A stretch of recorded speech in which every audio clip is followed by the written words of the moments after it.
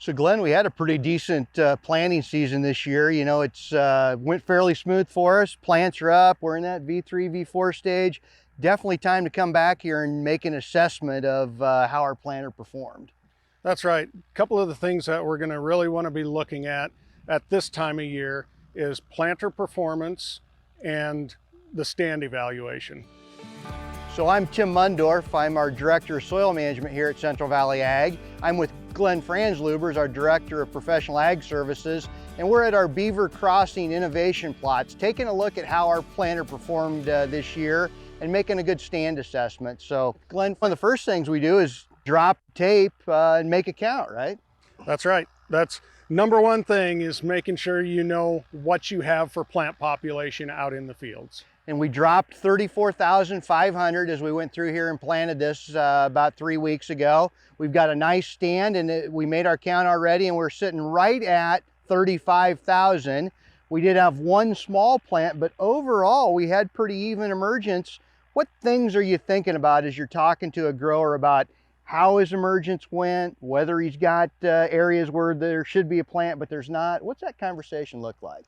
Right. It's just evaluating your length that you're counting and seeing if there's any plants that have emerged late, if there's different growth stages of the plants, if there's trash issues, if there's spacing issues. Those are things we're going to want to look at and evaluate that planter performance. Is there too much trash in the row that delayed some emergence, and do we need to update or reset our trash whippers? Is there areas where the plants emerged at different times? So is that a depth issue? We need to be digging in the field. We need to look in to see where those depths are. That might be something where we need to look at downforce added to the planter. Or is it something just as simple as we didn't get our seed meters tested and there's something wrong in the seed meter, things aren't calibrated or set right on the seed meter, there's something wrong with the plates. Those are all things we need to look at. And you know, a lot of times we go out in the field and we're looking at, okay, what's going on right now and what can we do right now? A lot of this planter performance and evaluating the stand isn't for today. We're already looking at the 2024 planting season and being able to make adjustments for 2024 so we can fix any issues or make sure we get a better stand next year. Right. So we've already gone out here. We've laid down the tape at 17 foot 5 inches. That corresponds to 1/1000th of an acre on 30-inch rows. Now, if you've got a different row spacing than that, you'll need a different length. We counted out those 35 plants, so that tells us we've got 35,000 plants to the acre. Another thing we like to do is do the math. So how long is that row in, or that space in inches? Take your 17 times 12, add the 5 inches to it, you come up with 209 inches. Divide that by what you dropped, which in our case was 34,500 plants, so divide it by 34.5, and that gives us approximately 6 inches those plants should be apart. So as we walk down this tape, we can kind of look and say, are we averaging about 6 inches? If we get more than about 1.5 inches or 2 inches off of that figure, that's a good chance one of those plants is going to be a weed and compete too hard with the other plant. We won't get good ears on both plants. Absolutely. And you've been talking about measuring off with a tape measure, counting the plants. That's actually kind of the old school way of doing things. It's a good way of doing things, but it's kind of the old school way. The reason I'm kind of standing here with an iPad is the new way of doing some things is utilizing drone scouting, and we're doing a lot with Tyrannus on the drone scouting this year, and their early flights, the key thing that they're looking at is plant populations. So where we're coming out and laying down a tape, we're probably doing a stand count every, maybe 5 or 6 in the field.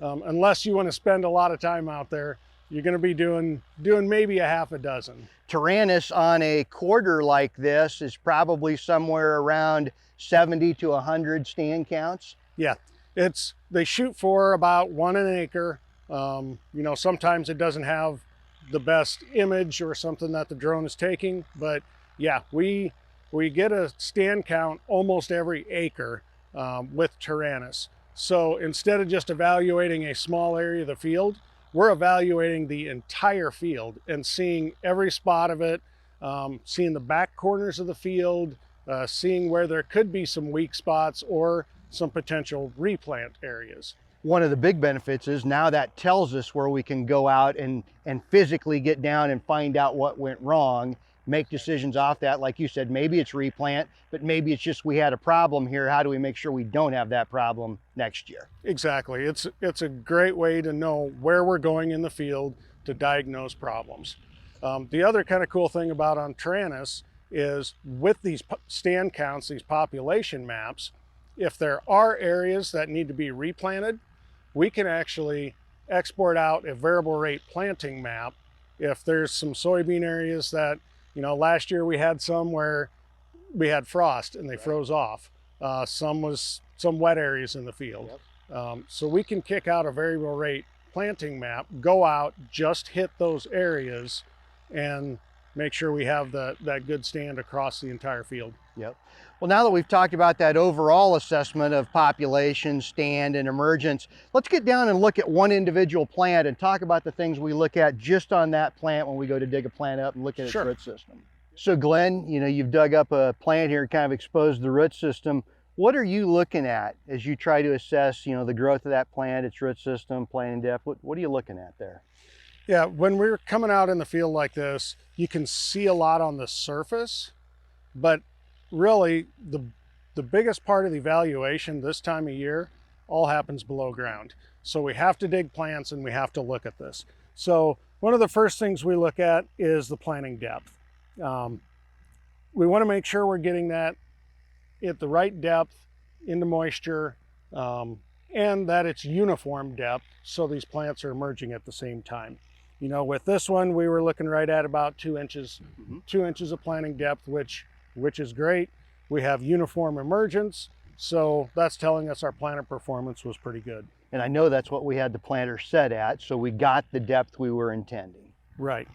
And we're also looking at root structure, and I have that one exposed, but we also did dig one up to kind of see how those roots are developing. We want to make sure they're developing out and doing it pretty even and uniform. That will also help us evaluate whether there's compaction or sidewall compaction if it was planted too wet, things like that. And I know this one, we planted this no-till into a corn-on-corn heavy trash environment, quite a bit of yield, but yield potential.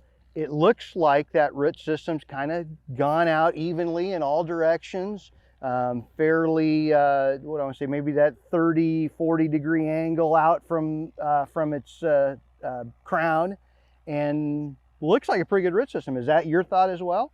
Yeah, I think it looks like a great root system.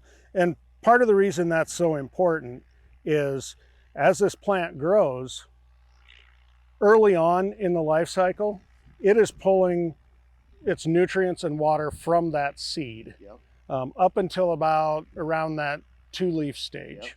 So once it gets past that 2-leaf, which this is at a 3-leaf stage right now, it's relying on those roots to bring up the water and nutrients. So if we don't have that good root system developing, the plant's going to struggle. Right. I know a lot of times we'll talk about tomahawk roots. That's usually a sidewall compaction issue. So if it looks like those roots have maybe grown in kind of a narrow, thin strip, it's just going down the least resistance, and that sidewall's made it so the roots can't break through it. That's going to give us, we might look okay now, the plant, but it's going to give us a lot of issues with bringing up nutrients and moisture later in the season, isn't it? Correct. Yep. So Glenn, any concluding thoughts for our growers? Sometimes it's hard to get out of the pickup and take a good look, when you're driving along 50 miles an hour, but it's well worth your time to come out and take this look, isn't it? Absolutely. To come out, take the look, take the stand counts, do some digging, see what's going on below ground, and take pictures, take notes, because we're looking at stand and planter assessment for the 2024 season. So you're going to want those notes and pictures to go back to. Right. Some days I can't remember what I did yesterday, much less 6 months down the road making plans for next year. Right.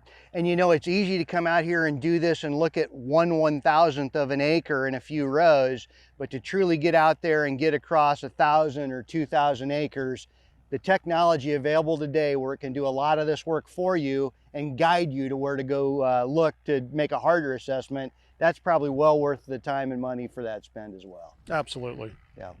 All right, with Glen Franzluebbers, I'm Tim Mundorf. You've been watching Agronomy Focus. Thank you.